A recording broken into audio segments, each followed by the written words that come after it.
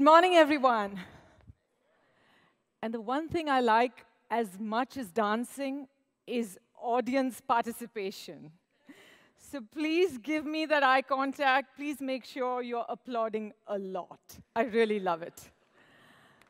Yay! Here's a man after my own heart in row number 4. Okay, so this morning, I'm going to ask you to forget about platform, design, deployment, rollout. Put it all aside.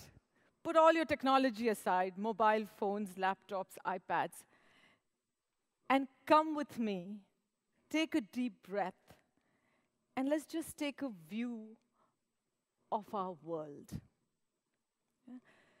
So I'm going to share with you why I believe this is an upside-down world, what I mean by it, and what we need to do as people, as leaders, to help each other thrive in this upside-down world. So stay with me on this journey. Like I said, forget everything else.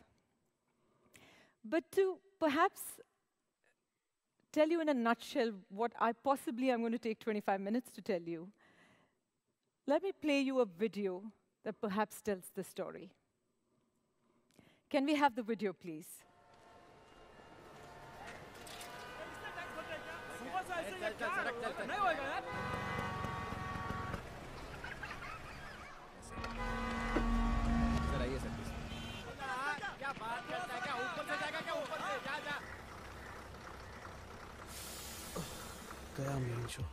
I hate this country. कुछ करो ना। अब मैं वहाँ जाके क्या उखाड़ लूँगा?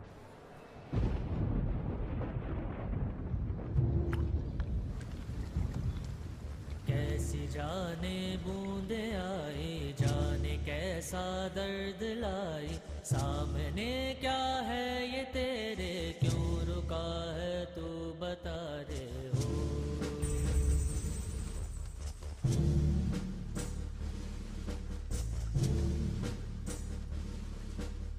कौन तुझको पार लेगा, कौन होगा वो मसीहा, वो जिसे तू ढूंढता है, वो ही है तू वही है।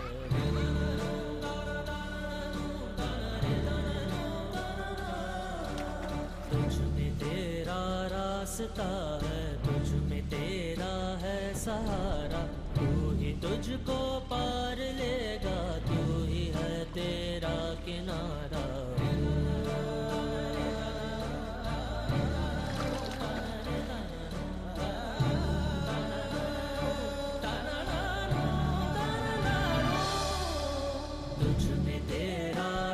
है, तुझ में तेरा है सहारा, तू ही तुझको पार लेगा, तू ही है तेरा किनारा। जिसे ढूंढता है तू ही रे, तू ही रे, तू ही रे तेरा मसीहा हो।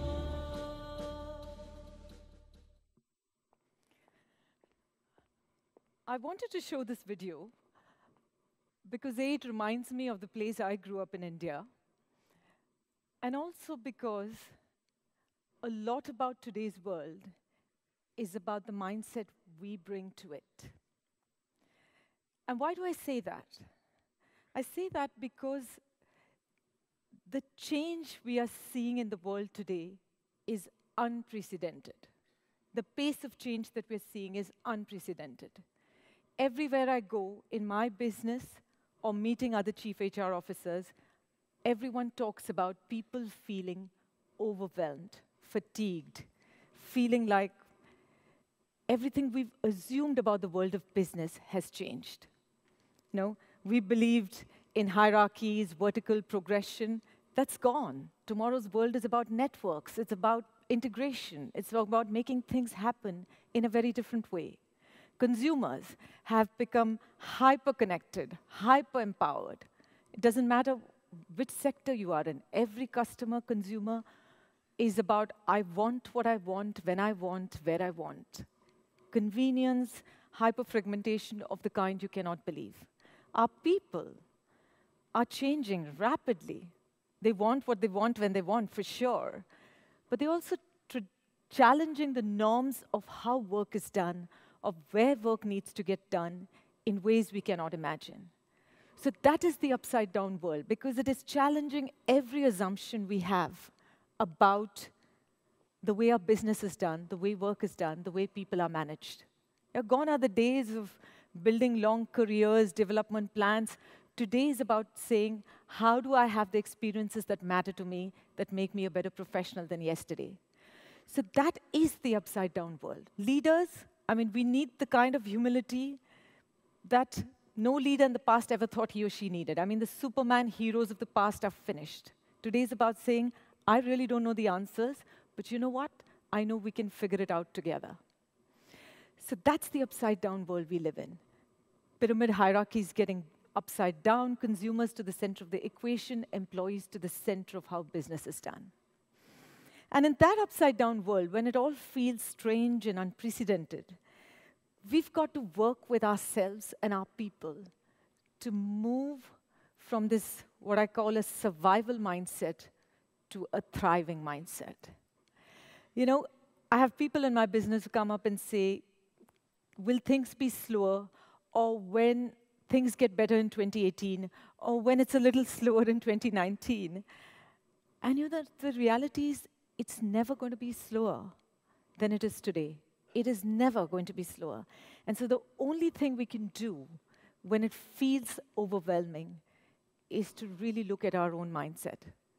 And that's why I come back to the video, because you see, when this massive tree is in the middle of the road, a pretty typical scene in many parts of the world, and I can certainly assure you, parts of India, you can see everyone going around saying, oh my God, it's a horrible day, I'm going to be late for work. You can see everyone playing out the victim mindset.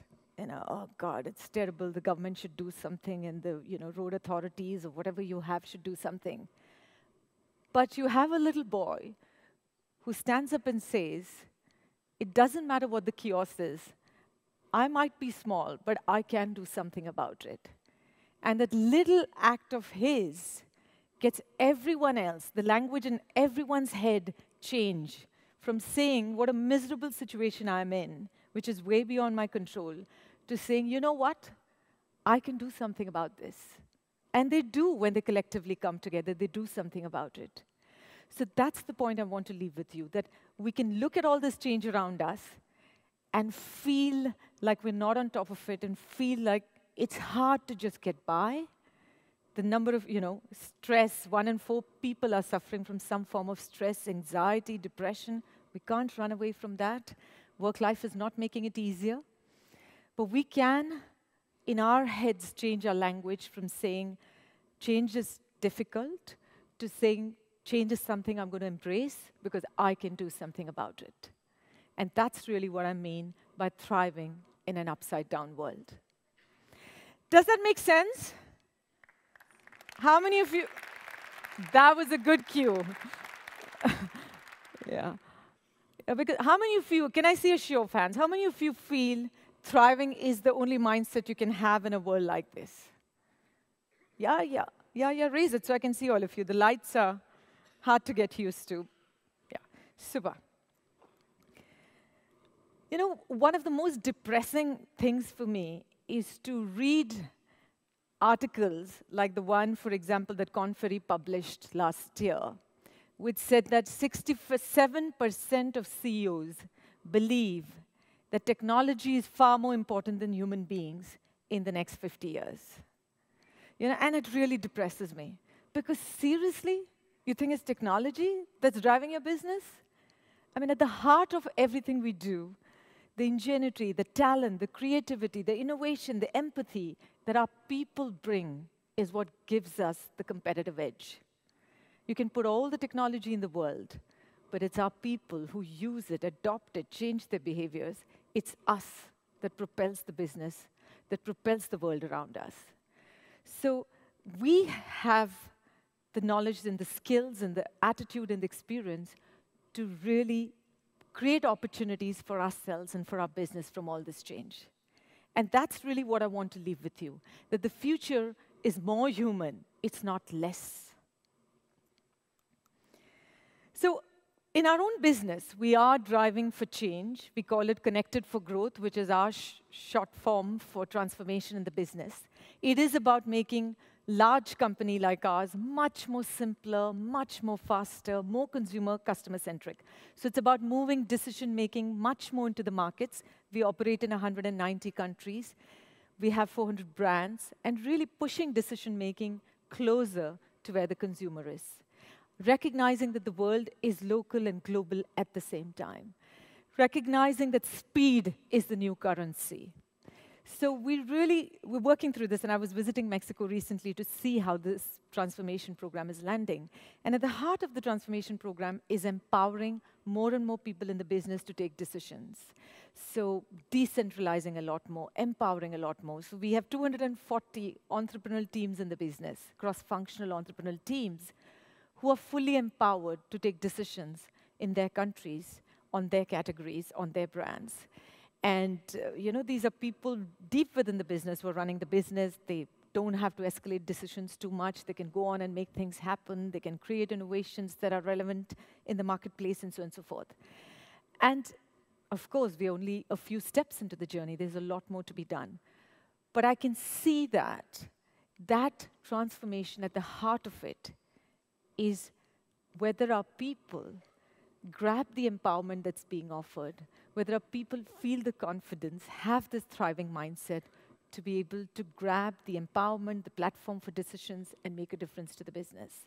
Because too long business has been run saying, and you escalate to the next level, and your next level of hierarchy, and a vice president, and a senior vice president, and whoever is senior to that, etc. Now it's about saying, how do we push that down? And some businesses, some people get it faster than others. So how does one thrive? I mean, it's easy for me to keep saying we must thrive, we must have this really positive mindset and, believe that we can handle the chaos and make a difference.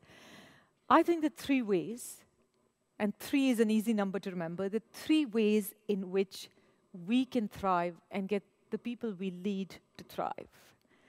1 is purpose, the 2nd is learning, and the 3rd is more human. And let me touch upon all 3 of them.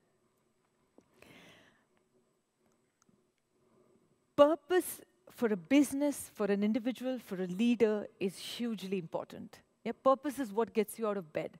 Why are you doing what you're doing? Why does your heart sing when you do some parts of your job? And why does it feel like drudgery when you do some other parts of your job? Yeah, what is your purpose? What really is that you want to leave behind as your legacy when you've done what you want to?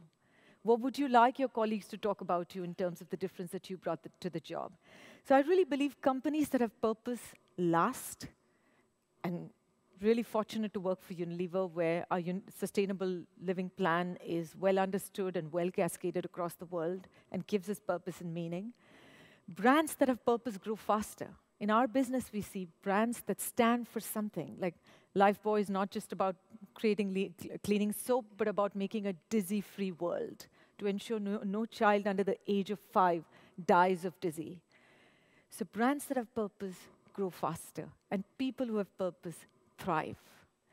So the first thing to thrive is to know what are your anchors, what do you really stand for, what difference do you want to make in this world? And it connects and unites in ways you cannot imagine. I mean, in Unilever, we're having almost 30,000 people who've discovered their purpose. Hopefully all 169,000 people will work on getting it. It's the heart of everything we do in leadership development. What is your purpose? So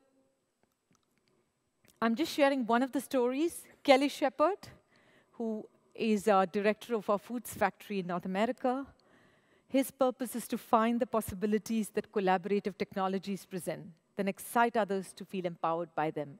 And he lives this purpose every day. He has single-handedly worked through so much of the supply chain, convincing them to work in collaboration with technology to make a difference to the productivity and efficiency levels of the factory that he leads.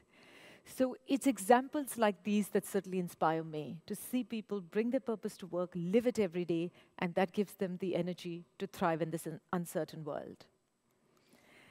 The second is learning. I mean, the models of thinking that we will learn for 4 years in university or 3 years in university and then apply those skills for the rest of our working life is a model that's long broken. Yeah? It's going to be continuous learning, unlearning, relearning, reinventing ourselves all the time. Yeah? And there's more and more research to say, thankfully, that it doesn't matter what your age is, your brains can learn.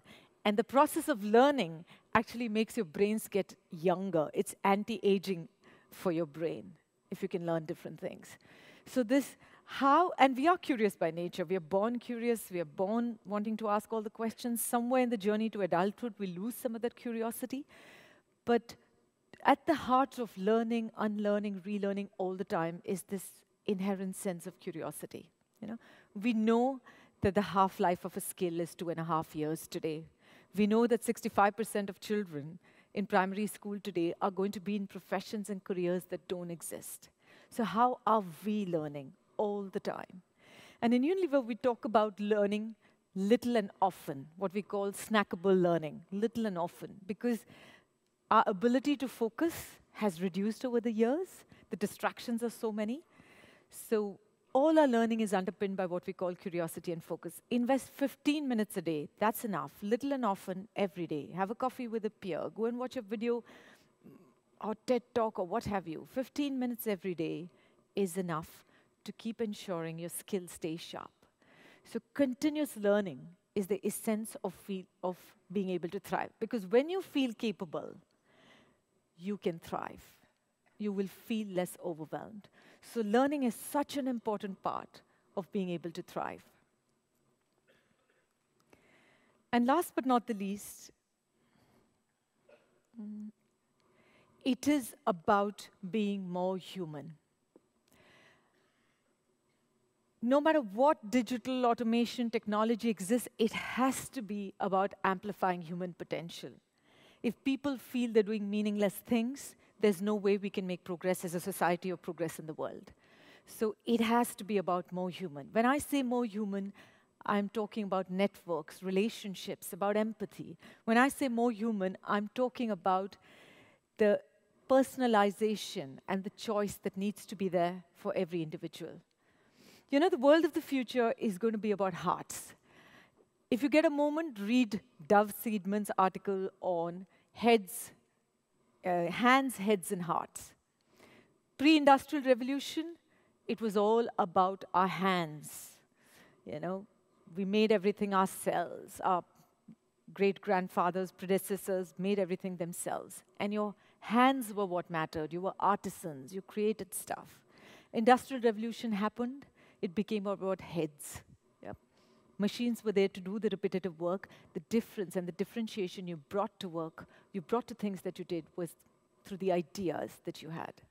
The future is about hearts, because artificial intelligence is going to do a lot of what your heads did. There's not very much knowledge that a Google search or something else can't throw up for you. The difference you make is with your heart. And there was this great experiment or pilot that was being done with IBM Watson and cancer specialists. Because, Watson is there to analyze all the patterns of data, the history of cancer, everything that exists. But the doctors who were more skillful at diagnosing and treating patients with the same access to Watson as their other colleagues was those who had the unique empathy, those who were really able to understand their patient, his or her context, life story, what it means for them, and really find the treatment that made the most sense to them.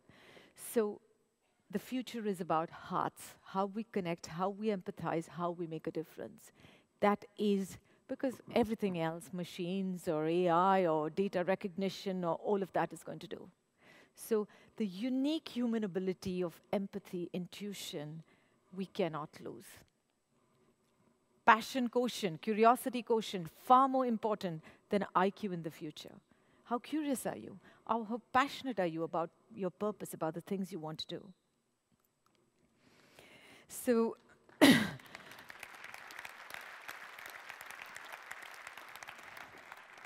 and I was talking to the World Economic Forum, a couple of weeks ago in preparation for some of the sessions at Davos, and STEMpathy is the new word. You need STEM, and you did empathy. So STEMpathy is what's going to be the popular word for the next few decades. So more human also means in things that we do, in the role that I play, to constantly think about our people, our employees. I hate saying employees. I prefer so much more saying people, people experience, ensuring that we put people at the heart of everything we do. And really saying that are their needs being taken care of? Do they feel like they can bring their best selves to work? Is everything on their minds, said and unsaid, being given credence to? How do we put our people at the heart of the more human experience? But all this means that as leaders, we've got to lead very differently. You know, we've got to lead with a mindset of what I call the inner game and the outer game. You know, the inner game is about the tenacity, the resilience, the humility, the curiosity that we as leaders bring. Because the world is changing so fast, A, we can't pretend we have the answers. B, it's changing so fast that what I did yesterday is no longer relevant for tomorrow. To think that we have the experience for problems that we haven't even begun to define is ridiculous.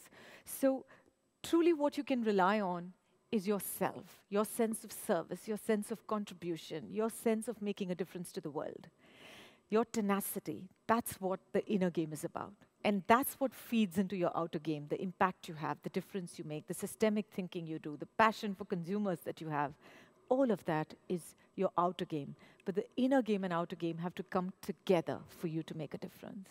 So we need leaders with tremendous curiosity, because they've got to learn and learn all the time. We need leaders with tremendous humility, because they don't have the answers. They really don't. I don't. I can tell you, most don't. None of us do. But it's about that humility, that curiosity, that unending desire to find the answers no matter where they are.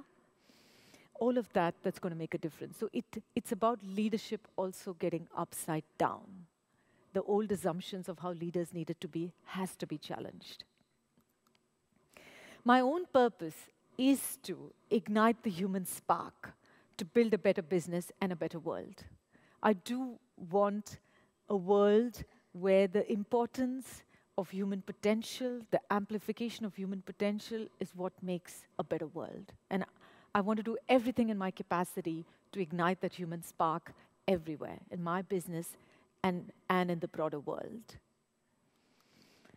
So, you know, I want to end by saying that in the thriving mindset, life isn't about waiting for the storms to pass.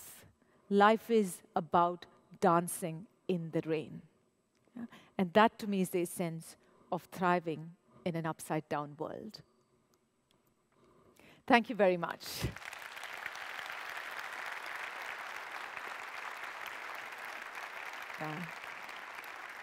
Thank you, Leena. Thank you, Leena. That was phenomenal. So much food for thought. So many great insights. Let's take a seat. And really, at Workday, as you said, we believe people is our only sustainable advantage, right? So it's, I think, great connection with our beliefs. So let me ask you a few questions, Leena, and just again as a follow-up to many of your messages. So you talked about human at work, right? So, and how have you fostered that at Unilever, right? And how did you see that affecting the culture of your company? Yeah. You know, when I moved in as CHRO early last year, one of the first things I had the opportunity to create with my team was a vision for HR. And it was really simple. It was 3 words. I promise you'll all remember them. More simple, more impact, more human. I wanted an HR function that simplified everything for people and therefore could have greater impact and was more human. So created a business that was more human. So simple, impact, human. Will you promise me that you'll remember these? Yeah, they're really simple. So one of the things we did was to take away all the labels, the boxes, the lists. You know, we had a whole lot of 9-box matrix and 6-box matrix, and you were classified as talent that had high potential, watch potential, this potential. It was like everybody was labeled in 3 different ways. And it had reached a stage where it was toxic for our people, in the sense, you know, you want to be recognized for who you are. We were spending 2 million hours on calibrating a person, deciding which box the person should go in. Is he in green? No, he's not in green. She's in green. He's in orange. You know, and it just didn't feel human at all. So we took it all away. We said, no lists, no labels, no boxes. They're all going away. Bury them. And I was just surprised at how positively it was received in the business. People were saying, oh, thank God, we were just tired. You know, you couldn't go to a training program if you didn't have a P by your name, if you didn't have some potential for something. You couldn't meet the CEO of the company or have lunch or breakfast if you didn't have a label by your side. So one of the things we did was, like I said, liberate people from all that. You know? So I tell people, if you're going to spend 2 million hours, spend those 2 million hours discussing your people. Exactly. Who are they? What is their purpose? What is their strengths? What are the development areas? How do you want to ensure they're learning? Don't spend all the time deciding how to classify them. That's not the point. That's a great, sounds like a great move. Leena, yeah. Yes, keep it coming. I like it, I told you. You mentioned also using technology as a springboard to harness potential and become more human, right? Yes. And how are you using technology, such a large organization, to affect that at Unilever? You know, in big ways. I mean, Workday is a big partner for us for sure. But I really believe technology has the power to make experiences more human. What do I mean by that? You know, individual personalization of anything and everything makes life so much easier for people. So if you have a little chatbot that gives you a reminder saying, you've got to fill this up or you've got to attend something, that helps your life. I mean, we've invested in Degreed, which helps us curate learning from inside and outside of Unilever. And you can create pathways. So if Gonzalo has a need to develop, let's say, a lot of things. I'm just joking. But if you have a need to develop, say, consumer focus or customer focus or something like that, then we can ensure that every morning you get a feed of things that will be very relevant to you. So in your day, and simple things that take 15, 20 minutes to read or do or look at or watch, that keep coming in your feed, because that's an area that you want to develop in, and that's an area you have passion in. So I think technology has a way of making things so relevant, so personalized for every employee, whether it's learning, whether it's performance, whether it's connections, building networks, that it has the power to amplify human potential. Absolutely, absolutely. Couldn't agree more. Talking about technology, right? So we are ourselves a technology company, and you've mentioned robotics, AI, right? So you talk a little bit about that. So, and these are key topics in today's world. So how is Unilever looking at this, at these technologies? Hugely, very, very seriously. Data, analytics, AI, machine learning, algorithms, I'm a huge believer in all of that, because that is what gives you the space and time to do the human things, to build the relationships, to create power from the networks. So let me give you an example. You know, for example, recruitment. We have 1.8 million people who apply to Unilever, which I'm very happy about. I want lots of people to apply to Unilever. But for any recruitment team to be able to personalize and respond to 1.8 million people is pretty difficult, it's impossible. So for most people, they feel like their CVs disappear into a black hole of a large company. They really don't know what goes on. So one of the things we've done is we've digitized our entire recruitment process, you know, for graduates to begin with, and we're doing it across. And this we've done in 54 countries. So a young person applies to a company, he or she takes precisely 5 seconds to upload their CV, then they play games for about, 24 minutes of their choice anytime. They upload a CV, selfie video, which gives us, almost 300 data points in every screenshot of the selfie video that they have taped.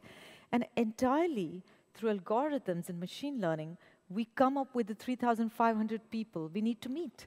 So from 1.8 million people to 3,500. And then, of course, we choose about 800 people as graduate trainees. And the beauty about it for me is that every person who goes through it gets the personalized feedback.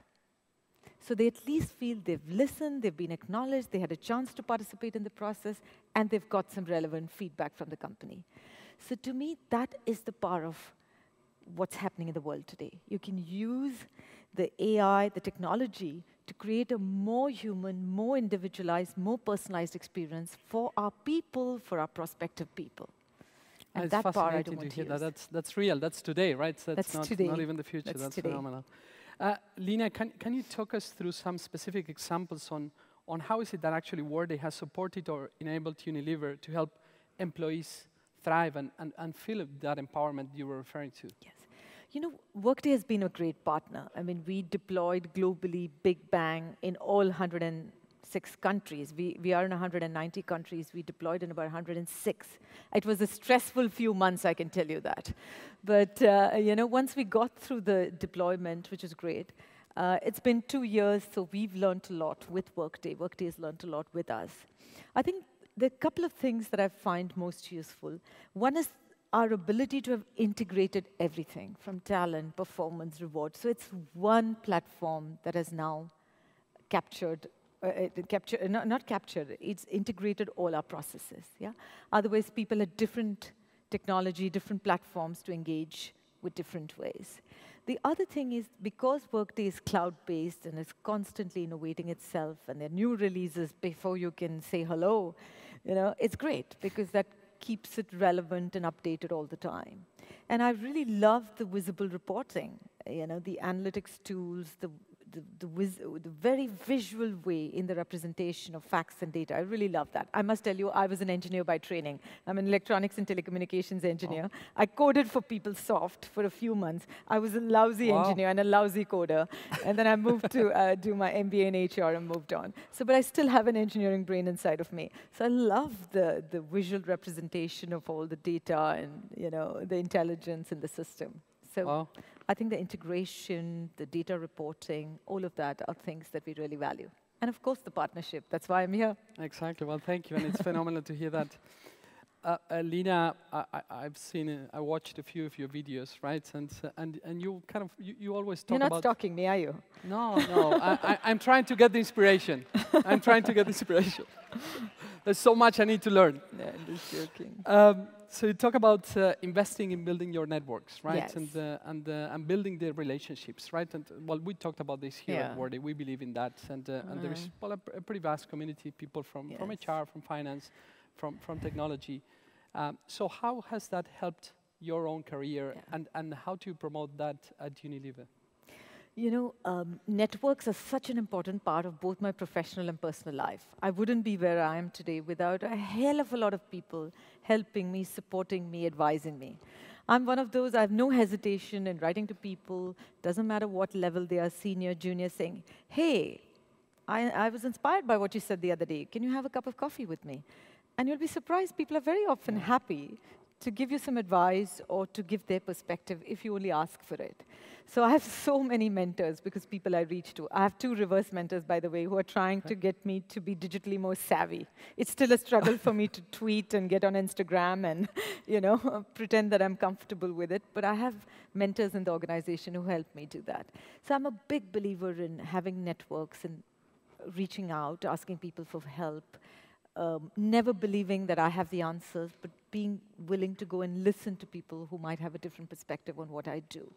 It's helped me so much in my personal life. I mean, my mother, my mother-in-law, my cousins, my sisters, my sister-in-law. I have a huge network that is to support me because I had 2 young children growing up in the throes of my career. I mean, now they're much older. So I was always asking for help, saying, hey, I have a difficult day at work, this is what's going on, my son's not feeling too well, could you help me? And there's so many of people who've helped me do that. So I really believe you've got to reach out, build your networks professionally, personally, and you have to invest in them. It's a give and take. You've got to have the mutual reciprocity. You've got to be generous of your time to others seeking mentorship and seeking advice from you. But if we could do that, the power in networks, the informal learning you get, the genuine experience you get. I mean, I believe that the best learning you get is sometimes from a peer who's exactly in the same situation as you are. And that is instant, gives you the right insight, and you can move to action. So I believe networks are a big part of more human. The more networks you have, the more connected you are, the better advice you'll get, the better ideas you can move to action. That's great, and we see so much of that going on at Workday, right? So, so many customers and so openly share their own experiences with each other from different companies, companies that often compete with each other, right? So it's great to see that. So you talked also about... I really don't believe there's competition. I think the world is abundant. There's enough growth, people, resources out there. Whenever I'm told, there's a war for talent, I say this planet has 9 billion people. There is no war for talent. There's more than enough people in this world. We just have to find them and train them, look after them. We have Absolutely. So we have to find them, look after them, train them, help them learn, unlearn, reinvent themselves. But there's plenty of people in the world, plenty of good people. Absolutely. Leena, you talked about the importance of culture and empowering your employees in new ways, right? I would say, so how much did culture and values fit into Unilever's decision to go for Workday? Yeah. It's a big part. I mean, all that I've spoken about today is about culture and values. It's about mindset. It's about what we bring to work. So it was a big part of the decision with any partner that we're going forward with. And Workday is a big partner for us. And what I like is this constant curiosity and willingness to experiment, which I see in Workday lots. And I was in October visiting your office in San Francisco, met Anil and your head of HR, head of strategy. And it's this wanting to learn, be curious, experiment, better the release each time, be open to feedback, have the humility to say, okay, things are not going well, XYZ, let's try and improve it. That's really worked in Workday's favor when we were looking at making the decision on who to go with. So yes, the answer to your question is yes, culture, values are a very, very strong part of why we took the decision to partner with you. Excellent. Well, thank you. Thank you. It's a great honor. It's a blessing for us to have Unilever as a customer, and obviously, so you That's not to say I'm not a demanding customer, just to clarify. I know. I'm a very demanding customer, and I want Workday to keep excelling so that it helps us excel at what we do. Absolutely, and that's what makes us better. That's what makes us stronger. So thank you for challenging us as well, as many of the customers in the room would do as well. I love your tip around the learning little and often, right? Yeah. I think it applies to me. It works for me greatly. Yeah. How would you say that has affected the culture at Unilever? And so you mentioned part of that during your presentation a few minutes before, but can you elaborate on that? I would say we are working through that at the moment. I wouldn't say the culture has completely changed and everyone is learning little and often, but we are trying to do that by leading from the front, constantly having listening forums, teach everyday forums, learn everyday forums. The content that's created for learning is coming from our people. So our people are creating videos when they finish a job, they create a video saying, here's what I learned from this job as I move on to my next job. So it's available for everybody to learn from. So I would say we are, a third of the journey. We still have a long way to go before I say everybody in Unilever is learning all the time, little and often. But role modeling is very important. What sort of example do the leaders set? Do they show that they're willing to learn all the time? So we have, we encourage people to follow us on what we are learning so that they can see that we are constantly reaching out, learning, setting up sessions, going for it. Yeah? We have a peer mentoring system, so technology allows you to match people you want to learn from. We have a mentoring system that allows university students to mentor any of our leaders inside the company. So we constantly encourage things like this to ensure that learning is at the heart of everything we do. Wow. But I think that's the only thing that's going to keep a company fresh and competitive. So if you're much going on. learning. It's incredible. Yeah. So what's next in this journey? If I may, for you and for Unilever? Yeah. I would love for Unilever to be the company that shows the world how you can live longer-term values of, sustainability, creating a better planet, belief in more positive social impact. So we have some fantastic long-term values that we believe in. We believe in inclusion. We believe in making life of the communities around us better. We believe in making the lives of our consumers much better. And a couple of billion people use our products every day.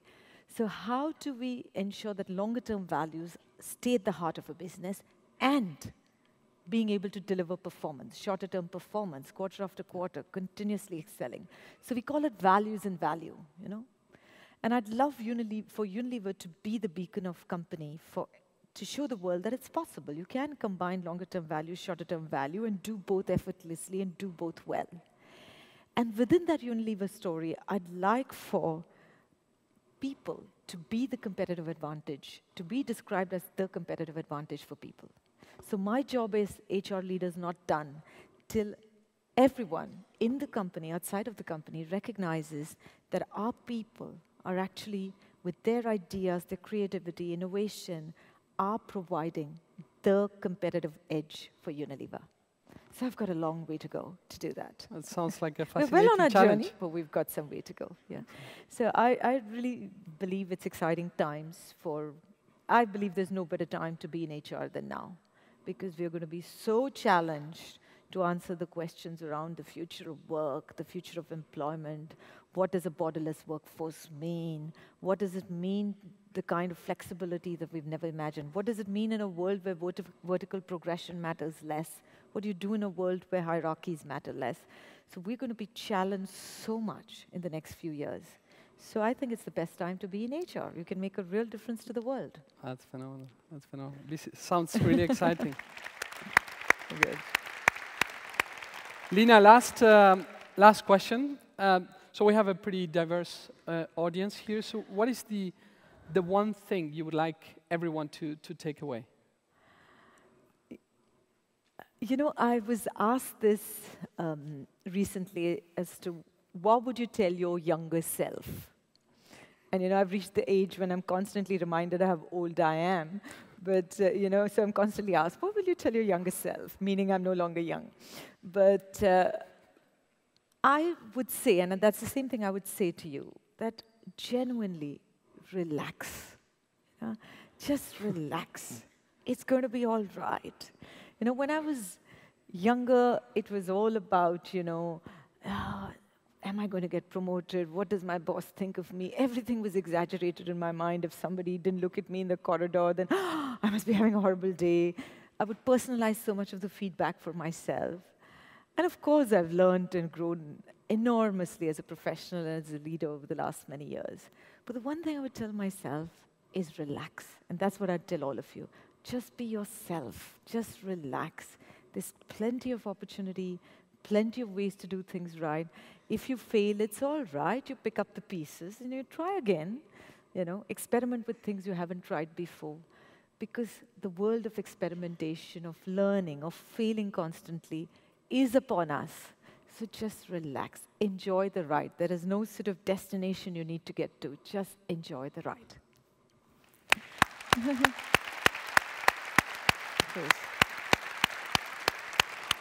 That was it. Leena, thank you. Thank you so much for joining us. Thanks, Thank you for Gonzalo. sharing those incredible insights with us. So this is it. Hope everybody has a great day. So lots of packed agenda for today.